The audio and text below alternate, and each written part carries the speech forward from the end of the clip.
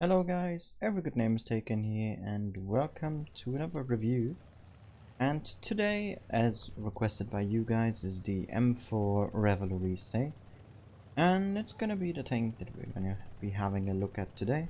And one quick mention here, please let me know in the comment section below which tank you want to see next. Whatever is picked highest will be reviewed next week on Wednesday as normal. And with that said, let's get right into the video. So to the comparison, I don't think there's really any tank that compares to the Revalorisé. It's quite unique with its gun and hull shape, and we'll talk about that later in the live game. But let's just continue. So there's not gonna be a comparison, and with that said, I want to know from you guys, should I keep comparing tanks stat-wise, like the reviewing tank with some other that is similar, or should I just really keep it to the tank itself? With that said, let's get right to the stats, and the gun of this tank is quite neat. You have a 105mm giving you 350 alpha damage on your APCR rounds, with a really solid 200mm of penetration. You get 250 pen with 300 alpha on heat, and for HE you get 53 with 400, so pretty typical 105 in terms of damage. You have a reload of roughly 8.4 seconds, which is really good, and that grants you a DPM of 2500, which is not insane, but it's pretty good to work with anyways. Your aim time on the tank is an amazing 1.0 seconds with a solid accuracy of 0.32. Your soft stats are not terrible, actually quite nice. You have 10 degrees of gun depression and 20 degrees of gun elevation, making you very flexible on ridgelines and just able to use your gun to the fullest extent. To the mobility of this tank, as it's of course a medium, that is quite important. And you got 48 top speed forwards and 18 backwards, which is not a whole lot, but you can already see that on the sides of the tank that it can't be that quick. You also only have 600 horsepower engine, so there's just not gonna be coming a lot from that, especially since the tank weighs a solid 33 tons. Meaning you can, as we saw earlier, ram an LTTB and get away with it. Otherwise, your acceleration is pretty good. Your effective horsepower per ton being 18.1. The terrain resistance are also pretty alright. The traverse speed is 45 degrees per second, which is enough to make you not get outcircled by anything, unless you, of course, your turret is broken. And yeah, that's pretty much all for this tank in terms of stats. We'll have a look at the armor in the garage. And maybe one more thing to add is the 1400 base hit points. This was a pretty good first class here, 4.8k damage. And yeah, let's have a look at the tank itself and the reason why there's nothing to compare to. So you have a 105 on tier 8 medium, which is very unique. I don't think there's any medium with that caliber or alpha damage on tier 8. And the way your turret is positioned, usually your turret is either a bit more in the front or a bit more in the back. But this tank has it right dead in the center, and not a lot of tanks have that. So that makes it hard to compare to, as it's also quite a unique way to play. You are very slim in size, but quite tall in height. So you gotta be careful about that, and yeah.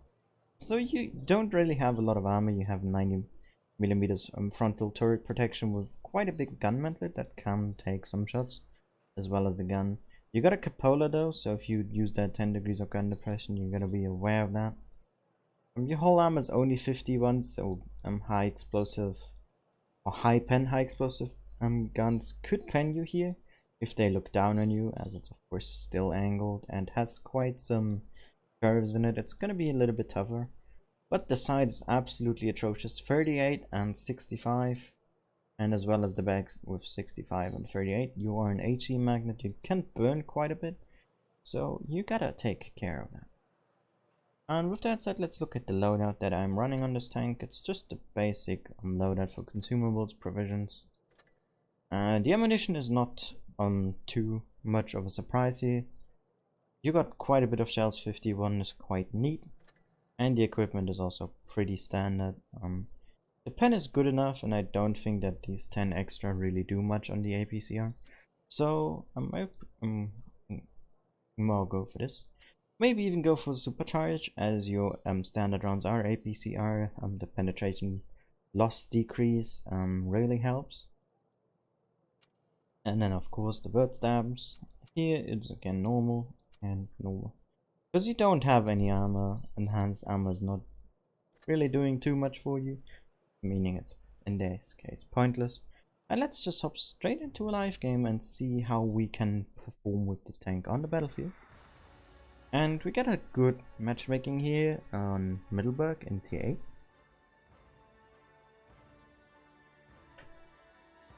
In fact, being a full tier 8 matchmaking, we have 2 tanks on the enemy side that will definitely go up. Or stay up, in fact. And basically in this case I'm countering the RU, as both teams have a super Pershing. And let's hope they want to stay up. Which so far seems a bit unlikely. So will not be too aggressive. Just hold back for now. I think this is a pretty good position to do so from. You can have an eye on there. And have an eye here. The RU went down, so we can show some more aggression here. Because if the RU is down, that means it's unlikely that anyone is here, but we can spot us. Defender there. Put one shot in and then go into hiding. Might be able to put one more into him. Or into the super Pershing. And that's what's great about this tank, is you can trade with other mediums as you have that insane alpha damage. For your tier, really can work wonders for you if you know how to do it effectively. Of course, you shouldn't just keep on trading shot for shot, which definitely won't work in the long run, especially if you fight a TD that has more alpha than you. This will only really work against mediums, especially as you don't have the highest DPM. You're gonna have to put your alpha damage to use, and that's what we're going to be doing here. Flanked around the defender, he didn't realize, and we were able to put one free shot into him.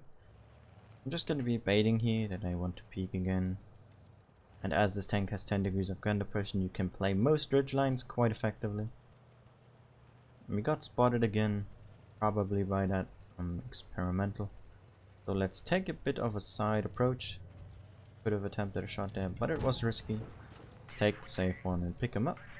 And here you can see downward speed is not half bad. It's just that compared to most other mediums at this tier, other than maybe a super Pershing, this tank is quite sluggish. And doesn't really move all too fast. But the traverse speed definitely can make up for it, if you can put that to. Taking care of the experimental now. And pretty good result here, very solid victory. We're able to pick them up with a small flanking maneuver, but of course the team also did quite a bit of work. And yeah, that's pretty much the Revalorisé.